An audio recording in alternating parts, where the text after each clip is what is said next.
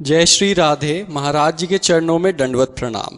मुझे ऐसा लगता है कि मेरे मन को कोई मार रहा है। कोई भी व्यक्ति या चीज़ जिससे नज़दीकी बढ़ती है वहाँ से निराशा प्राप्त होती है। कोई भी इच्छा करना मेरे लिए मुश्किल है। कोई भी इच्छा पूर्ण नहीं होती। ऐसा लगता है कोई मुझे हर परिस्थिति में नीचे झुकाने की चेष्टा कर रहा है। कभी वो कोई व्यक्ति नहीं है, हमारा कर्म ही है। को न काहू के दुख सुख कर दाता, निज कृत कर्म भोग सुन भ्राता। जो हम शुभ शुभ कर्म करते हैं वो विराजमान रहते हैं, और जब तक उनका भोग नहीं होता तब तक वो पीछा करते रहते हैं। यदि भगवत प्राप्ति हो जाए तो सारे कर्म नष्ट हो जाते हैं, अगर नहीं तो अवश्य में भोक्तव्यम कृतम कर्म शुभाशुभम। भय देना, संशय पैदा कर देना, फंसा देना, नाना प्रकार के क्लेश पैदा कर देना, बिना किसी बात के भावी भय का चिंतन करके भयभीत हो जाना, ये सब बातें कर्म के, हमारे जो पूर्व कर्म हैं वो बिगड़ गए हैं, वो हमें इस जन्म में परेशान कर रहे हैं। अगर उनसे मुक्ति पाना चाहते हो तो एक ही उपाय है, धर्म पूर्वक चलो और खूब नाम जप करो। अब कोई गंदा कर्म ना होने पावे और नाम जप करो तो भगवान बड़े कृपालु हैं। भगवान कहते हैं अहम त्वाम सर्व पापेभ्यो मोक्षयिष्यामि मा शुचा। मैं तुम्हें समस्त पापों से मुक्त करके पवित्र कर दूंगा। वही कृपा सिंधु मुझे बचा सकते हैं, नहीं तो ऐसे ऐसे हमारे कर्म के हमें दिखाई नहीं दे रहे। जैसे गुप्त रूप से दुश्मन लगा हो और उसके हम निशाने में हो और हमें पता ना हो, ऐसे ही हम बिल्कुल हैं। कर्म हमको अपने निशाने में लिए, बोले अभी तो बहुत अच्छे हंस खेल के गए और ऐसा हो गया। वो तो पहले से ही तैयारी कर्म की, आओ हम तुम्हें देखते हैं। वो कर्म का है, उस कर्म को नष्ट करना एक केवल भगवान के हाथ की बात है। खूब भजन करे, प्रभु से प्रार्थना करे कि मुझे कर्म बंधनों से मुक्त कर दो, क्योंकि ऐसे ऐसे हमसे कर्म हुए कि अगर हम सबका हिसाब भोगने लगे, बहुत जन्म भोगते रहें बराबर तो भी नहीं भोग पाएंगे। तो कृपा करें प्रभु और हमारे कर्म की गोदाम में आग लगा दें, सब भस्म हो जाए, तो बात बन सकती है। और ये सब मानना कि कोई हमारे पीछे कुछ लगा दिया है, कुछ ऊपरी चक्कर और भीतरी चक्कर, ये सब बेवकूफ़ी है, इसमें कोई महत्व नहीं है, ये सब अज्ञान की बातें हैं। खास बातें हैं, अगर हमारा कर्म हमको दंड देना तो अभी भूत बन के लग जाएगा। अब झाड़ फूको, न जाना क्या क्या सब करते घूमो, कर्म बिगड़ गया, रोग बन गया, बोले लीवर खराब, किडनी खराब, ये अब पूरे जीवन भर भोगो। कर्म ही तो है, सब खेल कर्म का है। ना कोई हमें दुख से दे सकता है, ना कोई सुख दे सकता है। हमारे कर्म ही हमको दुख दे रहे हैं, हमारे कर्म ही हमको शुभ जो कर्म है वो सुख भुगता रहे हैं।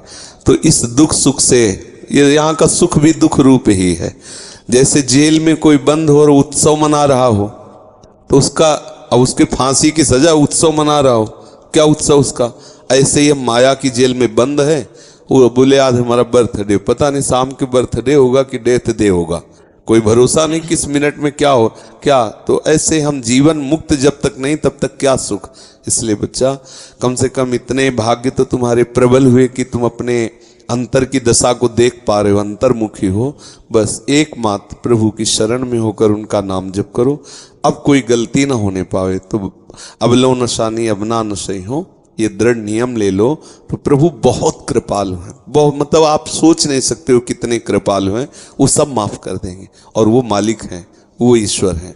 जैसे किसी ने एक जगह प्रश्न में लिखा कि हम मानते ही नहीं कि भगवान है। तुम मानते इसलिए नहीं हो कि अज्ञानी हो, बिना बाप के तुम थोड़ी पैदा हो गए, पिता तो है ही ना।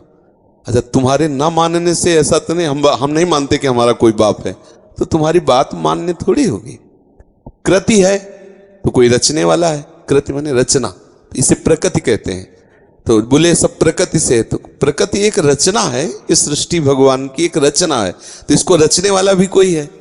अगर रचना है, मान लो चित्र है तो चित्रकार भी है ना, तो सृष्टि रूपी रचना है तो इसका रचने वाला भी है। अब उसको तुम राम बोलो, कृष्ण बोलो, हरि बोलो, परमात्मा बोलो, ब्रह्म बोलो, जो बोलो, वो है एक, वो है, तुम्हारे ना कहने से नहीं होगा। है मान लोगे तो तुम्हारा मार्ग मंगलमय हो जाएगा, और नहीं मान लोगे तो नास्तिकता में भोगना तो पड़ेगा ही। आप बोलो हम नहीं मानते कोई जेल वेल सजा है, तो बुरे कर्म में जब फंसोगे तब अपने आप अनुभव में आ जाएगा कि कोई जेल है, कोई दंड है, विधान है, कोई सजा है।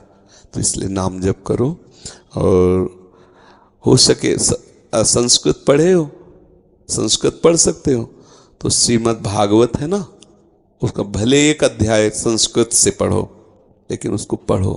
तो श्रीमद् भागवत बहुत जल्दी सारे अशुभ कर्मों को नष्ट कर देते। धुंधकारी प्रेत बना हुआ है 7 दिन में, और कोई साधना नहीं, केवल सुना तो 7 दिन में उसे हरि रूप प्राप्त हुआ और भगवत पार्षदों के साथ विमान पर आरूढ़ होकर सीधे भगवान के धाम को गया। 7 दिन में, बहुत कम समय में भगवत प्राप्ति कराने वाला परम महामोदमय साधन श्रीमद् भागवत है। तो जो हिंदी है वो अर्थ है समझने के लिए, लेकिन मूल जो है वो मंत्र है श्रीमद् भागवत के, जो संस्कृत में लिखे ना। हाँ, अगर अपने न पढ़ पावे तो किसी उत्तम भागवताचार्य से, जिसको संस्कृत का ज्ञान है और जो ईमानदारी से पूरा पाठ करके ठाकुर जी की प्रसन्नता के लिए सुना सके, तो बैठकर 4-5 घंटे रोज सुन ले। 7 दिन किसी भागवताचार्य से पाठ करवा ले संस्कृत से, अपने कुटिया में या जहाँ भी जैसे बने, और नहीं तो स्वयं 1 अध्याय 2 अध्याय रोज पाठ करे। अब ऐसा तो भागवत बहुत कृपामय है, साक्षात श्री कृष्ण का वांग्मय स्वरूप है, सारे अशुभों को नष्ट कर देता है।